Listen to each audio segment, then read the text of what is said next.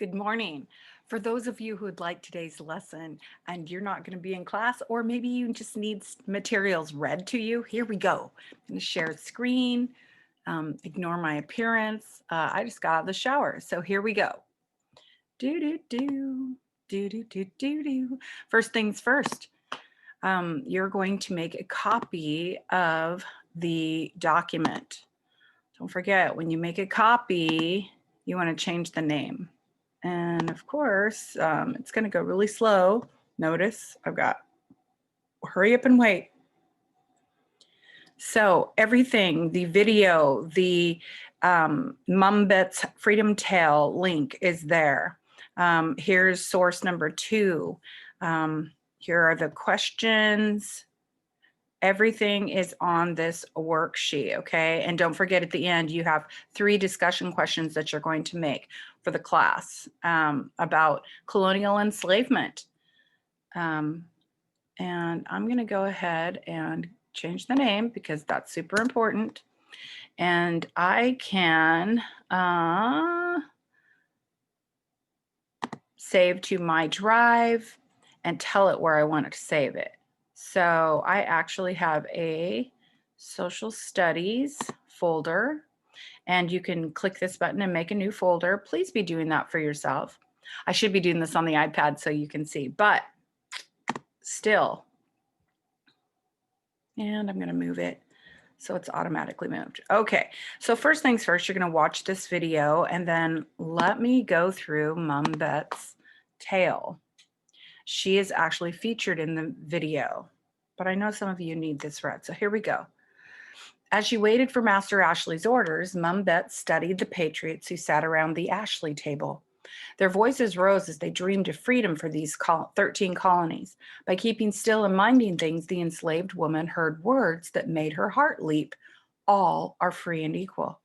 When someone read the new Massachusetts Constitution out loud, she didn't understand all the words, but this much was clear: life, liberty, happiness for everyone.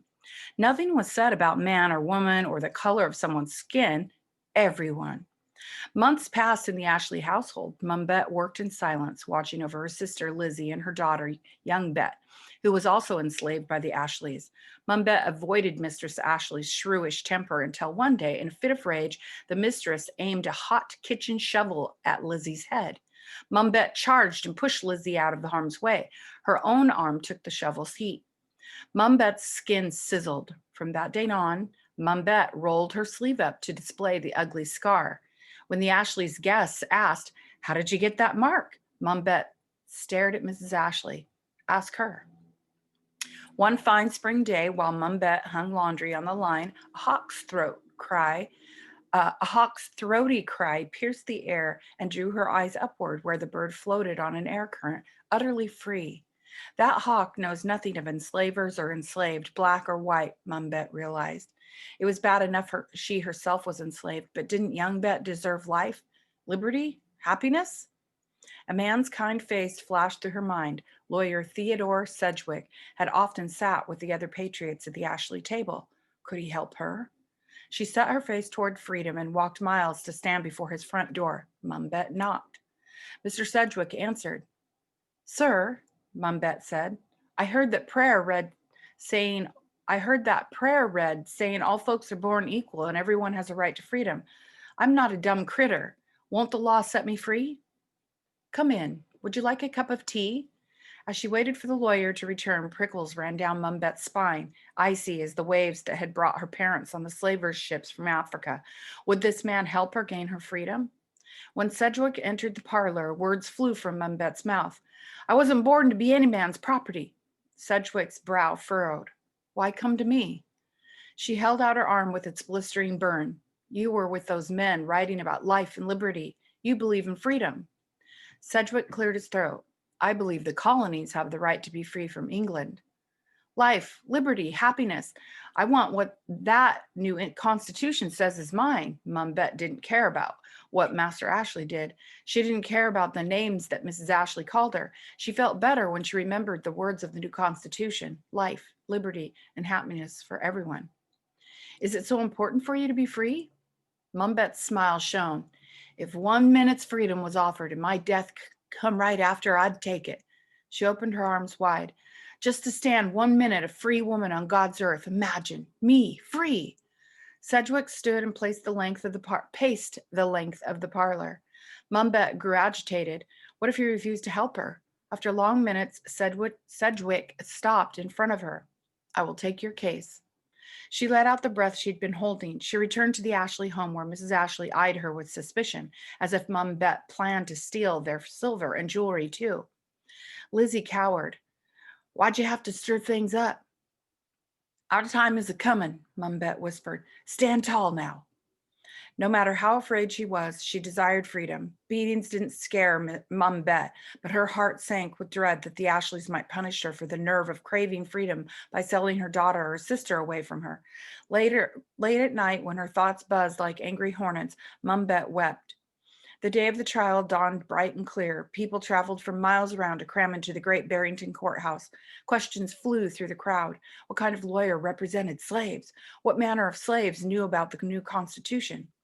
Slaves suing for freedom, some people laughed. Oh, what will they think of next? Mum Bett shrank as she entered the courtroom. Who was she to think this jury would grant her the Constitution's promise? The jury was all white. The jury was all white men. Mum Bett could not read the jurors' faces. She watched them intently as Sedgwick argued. The Constitution's promise of freedom extends to all people, including slaves.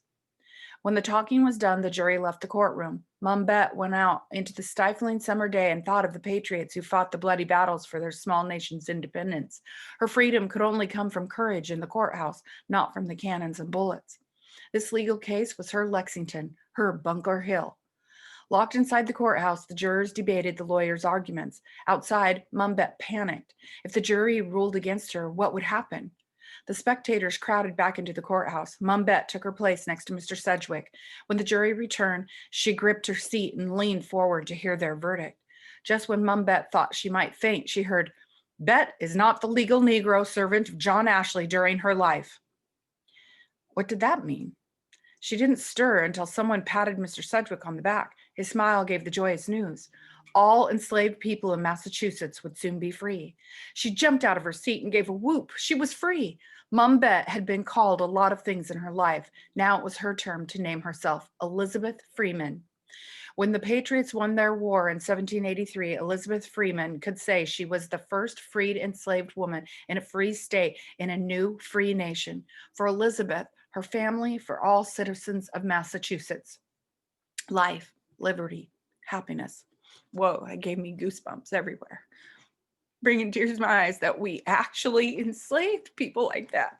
We, the United States, the people here. And it wasn't just here. Remember, this was happening in South America. It was happening in England and Britain and all along the coastline in Africa. It was really worldwide. 46% of all of these slaves that came from Africa went to South America, to Brazil. So it was a worldwide problem, enslavement. Anyway, brought tears to my eyes. Have a wonderful day.